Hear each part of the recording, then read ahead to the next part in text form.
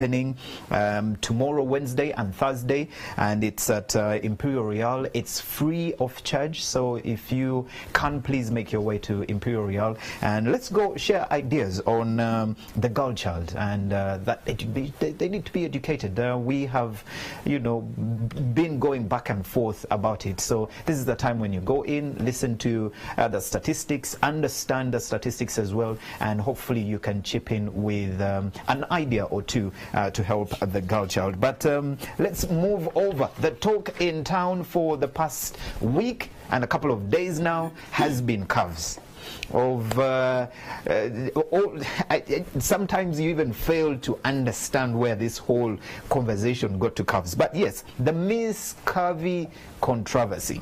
It has picked up. Everyone has had a say. The president had his say. Of course, the minister had his say. The MPs have had their say. Religious leaders have stepped in as well. And of course, all of us Ugandans have complained. Some have agreed with the minister.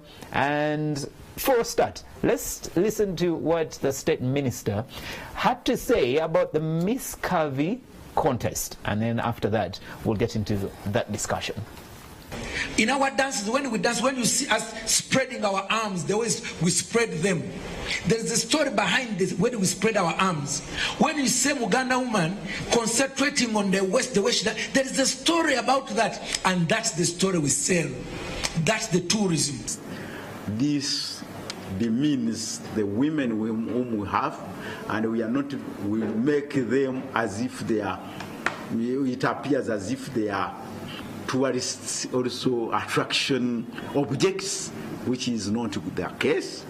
And we seriously want an explanation from the minister, but sort of that we need him to apologize to the ladies of Uganda, one, and again start marketing what is marketable, what we have as riches for the potential tourists who want to come and visit Uganda. Already when we talk about the target of 4 million visitors by 2020, we actually not looking at coming to look at our ladies. No. So those are some of the heads when it comes to tour operators having their say and objecting the state minister for tourism's idea of the Miss Curvy controversy. And this is what I have to say, because yesterday in the papers there was a huge number of women that have come out to contest for this, and yet the tour operators and very many members of parliament and religious leaders are saying, well, this is not good for the women. If it is not good for the women, why is it that we're having such a big number of them going for the contest? But the biggest question here is, was the minister misunderstood? What did the minister mean? And is it a bad contest? If we have Miss World, if we have all these small ladies that go and showcase their bodies, why can't the curvy ones express themselves as well and have a contest of their own? We were meant to have the minister himself here, but I think that the controversy has held him somewhere and he couldn't make it here, unfortunately. But in studio we have Dr. Annette Kezabu, the chairperson, Pornography Control Committee. We'll have a discussion about that committee a little bit. I think we'll have a sidebar for that. But thank you very much for coming. Yeah. The Miss Curvy contest. Thank you for having me. Good morning, viewers.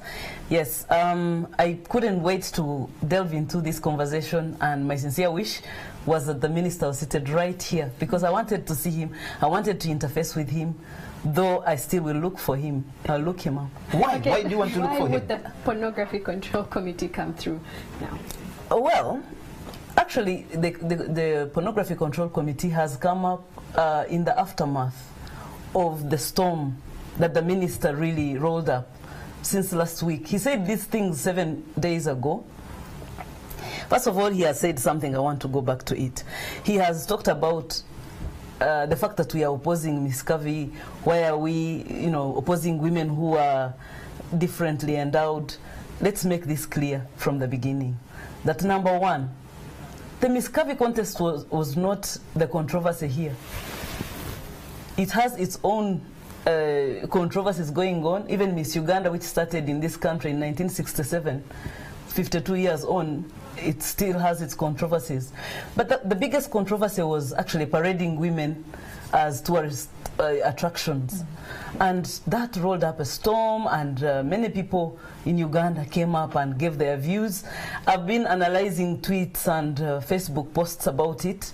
I can avail it to you if you want, because I have a whole analysis. And I found that about 98% were saying, first of all, this Miss Curvy, which has brought up this storm, should first be halted and understood. And I think that's the sort of feeling we got from the president. The president was non-committal. He was saying, what is this? Maybe even my endorsing Abenacho was wrong. Maybe we should understand this thing. I wouldn't want my grandchildren to participate. For me, that is where that's why I quote it. Like, if you don't want to involve your grandchildren, then, and you're calling all of us grandchildren, by the way, these days, because all of us Bazukulu. Bazukulu. Now, if you're all Bazukulu, then think about it, and then give us a clearer view, because we need that from the head of state. Of course. But what's the fuss, really? What's the fuss about this whole Curvy contest? What's the big fuss about it? As I said, the big fuss came from the minister's utterances. The contest itself is funny. So the contest is okay. It's no, what the... No, it is not, because of what has come out. I wish I came with the headlines of newspapers that have come up. You want to understand something. I don't know where you're from, but I come from Rwenzori myself. Okay. But I understand Runyankore very well. In Runyankore, there was a headline. I don't know whether I didn't come with my phone here. I want to read it, and I want us to decode it. Okay. Okay. Yes. There's a huge headline which says Orekure, which means give up, resign. Let go. Let go. In other words, and then it's saying empakaze bunu okuzjire minister maraka. In other words, the contest of the buttocks. Yes. The calves, that should be the calves. You know, when we say calves, we are trying to hide something. I have seen how the whole show has started.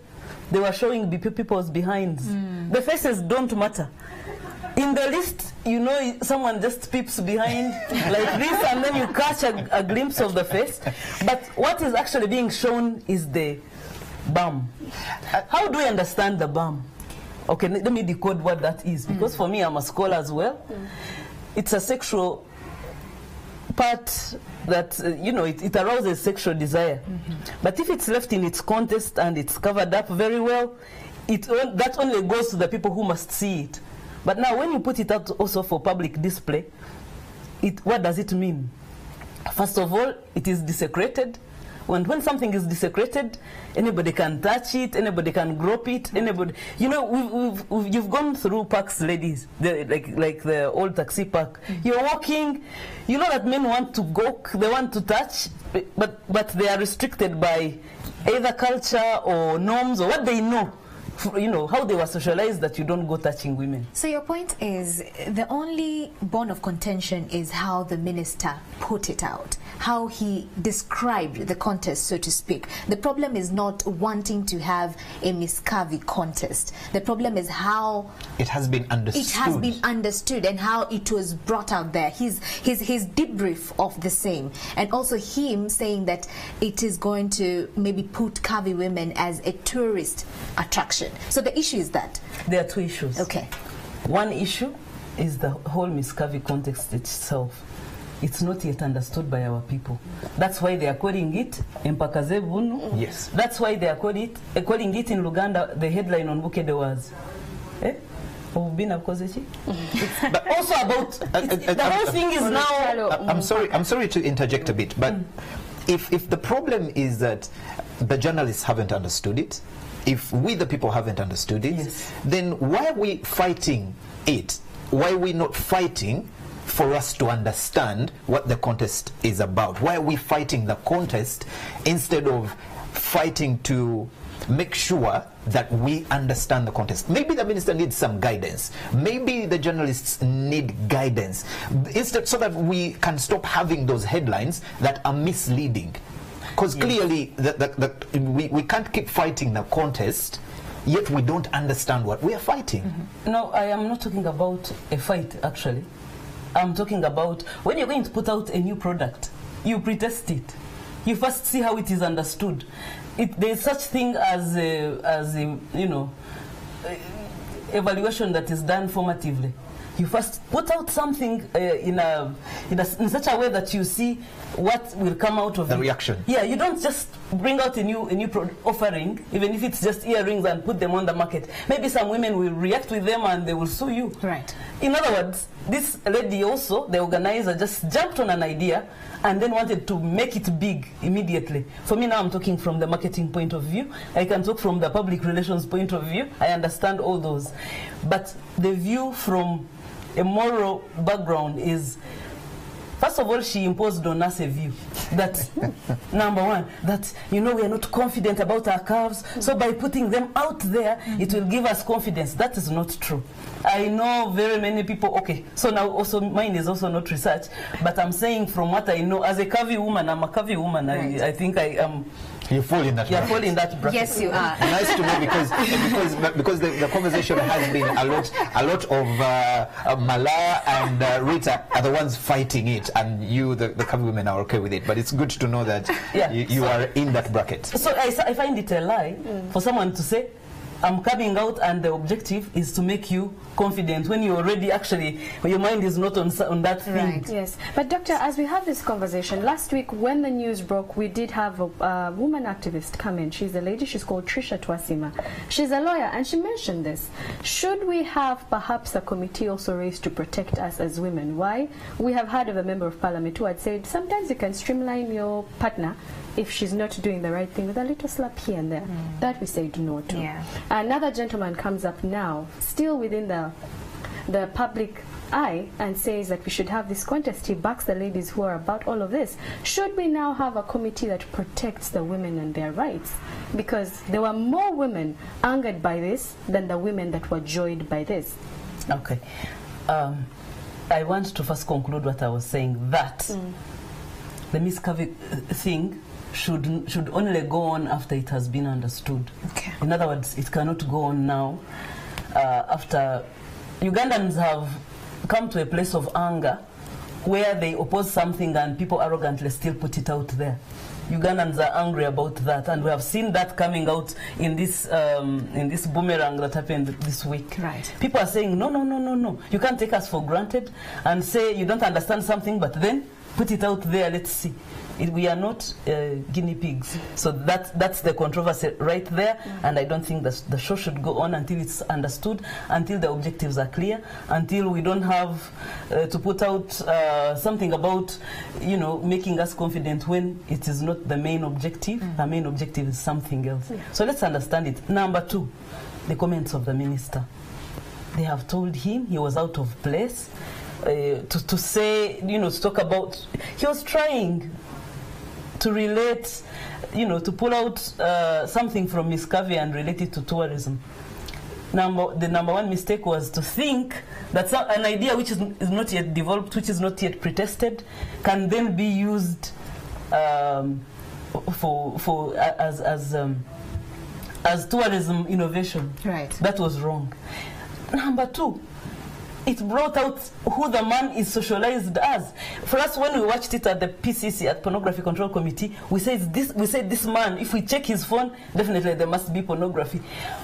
Because the man just was enjoying what he was saying and saying it with such passion and such commitment, and he knew that it would bring in money. How? He wasn't very sure, but he was, going with the idea.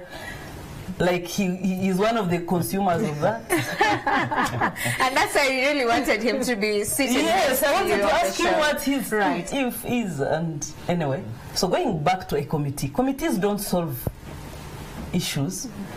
Committees can be helpful in garnering ideas and bringing them together for discussion. But committees don't force implementation of things in Uganda, as we have observed. And I'm not talking about the Pornography Control Committee. It has its mandate, it has its law, it has everything backing it up. But I think what is needed, number one, today you are talking about educating the girl child. Please mainstream the boy child as well. Our boy children should grow up knowing that women should be respected, that women are not there to be touched and groped and used and objectified and used as entertainment. If our boy children know, so the sensitization there is very important of our boy children. Then how about the grown men? As for the grown men, the character is already formed, but we can only push them to a certain direction. Okay. Because as a country, there must be the spirit of the country. What are we known for? Right. If we just pick on everything else that comes, we will not have a culture. We will be a people who just go with everything that comes, and you know what happens in such societies. Many things will... I'll give you an example. Many things come up and then we can't manage them. At one point, the Philippines and Thailand were advertising themselves as, you know, a destination of sex, you know. But you can't believe how many millions they're putting in, millions of dollars, into now warding off pedophiles and sex offenders and all that. People who come from their countries where such things are restricted, and they run to yours because you have opened up the floodgates. And they can now all come in and start on the little children as small as 5. A 5-year-old girl with a man of 60 who has retired. Yeah. Don't you? I somehow get a feel that this is a battle between culture, yes, and the new era. What we have, don't you think we are just fighting a war that we are not going to win? Because let's accept it, the world is moving forward. The Miss CURVY contest is not the first of its kind in this world. Contests are happening every single places. If you go to Jamaica, you've probably had a CURVY competition. We've had, you know, dancing competitions. Where at PCC you would rule all of that out.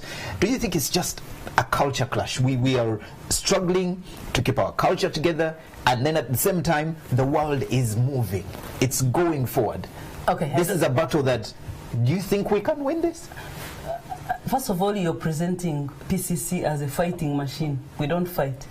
Secondly, you're presenting culture as something made out of stone and rigid and unchangeable. Culture is dynamic. I think what you want to say is that it is identity. What Uganda do we want? What Uganda do we want to raise our children?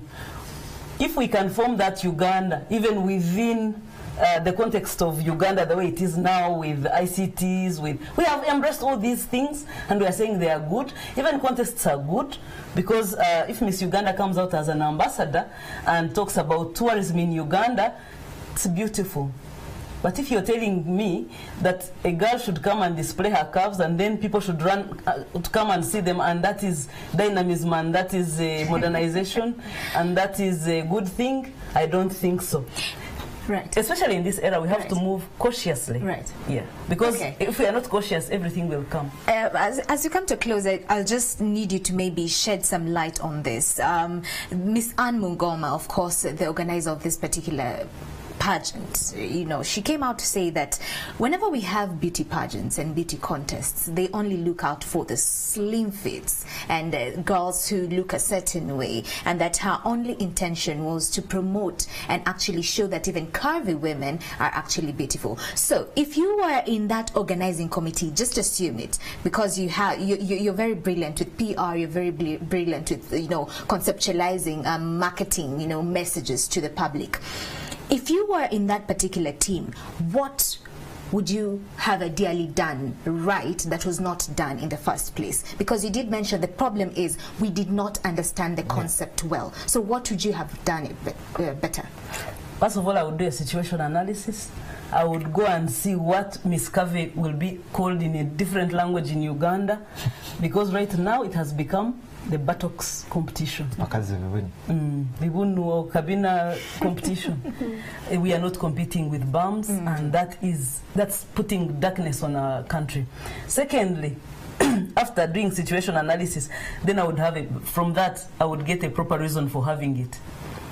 and I would put it in such a way that women will be covered up very well, but at the same time, maybe it's not about curves, it's also about intelligence. It's so that you have a wholesome individual. We don't just have a part. Do you know what it means to have a car in spare parts sold? That is how Miss Curvy looks to me. That just put the balm even if your face is not seen. Yeah, and so that's wrong. Okay. Yeah. The whole thing needs to be read out, and I'm going to look up. I'm serious. Going to look up Anne Mungoma and have a conversation. Okay. Because the other thing is that now in Uganda we must have conversations and sometimes save ourselves from such situations. So, Doctor, when this all broke out, you were not in the country. You are here now. You're the chairperson of the Pornography Control Committee. One would wonder, where are we going to see the committee come in and say something? Because the mandate of the committee is immorality should not be taking place within our country. Not only just the visual, but even with the words that are now being put out. Yes, and not only that, even our culture should remain intact, enforced culture. So what are we going to see, or what do we hope to have the committee do with regards to this? The minister is not offering an apology as it stands. We are going to put pressure on the minister because he must give an apology. That gives us a certain stand because he erred, for sure. He erred. He went overboard with what he was doing and saying, and he probably needs even some rehabilitation. As for the organizers, we are going to summon them. We are going to have a conversation. And for culture to remain intact, culture is dynamic. Culture will move, but we must remain who we are. We must not sell ourselves totally. Dive headlong to everything that comes and every fad. That's wrong. And hopefully you can get a hold of his phone, and because at the beginning you kind of suggested that you look at... We don't have to get a hold of his phone. If I work with Uganda Communications Commission, usually, which we do, I will get to know what he has originated and what he has sent around, and with that evidence, I can sit him down and tell him this is dishonorable and not honorable for a minister to have. In other words, there's going to be a conversation with me and that minister. I'm going to look him up. We look forward. We look forward to that. Thank you very much, Dr. Annette Kezabu, Chairperson, Pornography Control Committee. And the Miss Curvy controversy continues, and we want to get your opinions on it. The hashtag is morning@NTV on Twitter, on Facebook, on Instagram. Have your thoughts. You say 98% of the tweets, according to your research, are disagreeing with the are saying that the man erred, and not mainly they're talking about the contest. They're talking about the minister himself, his error, and the light in which he portrays Uganda, and how delicate the whole situation of the tourism industry is, and because it's delicate, it's going to drive away many people if it's not careful and now brought back. And one of the things to do that people are suggesting was for him to apologize first, and then do PR, very aggressive PR for people to come trust us again. The question we still ask is, does the minister need to apologize? Has the contest been misunderstood? Do we need to understand it? What did the minister mean as well? What's your say? Your opinion is very, very welcome, and we'll get into it in a few minutes. Morning at NTV, we're going to get into reality on the ground in a few minutes. Good morning. Are you dreaming of longer and thicker hair, or of long and natural eyelashes? Try Placent Active Hair Growth products that are suitable for both natural and relaxed hair. Available at all the biggest pharmacies and beauty shops.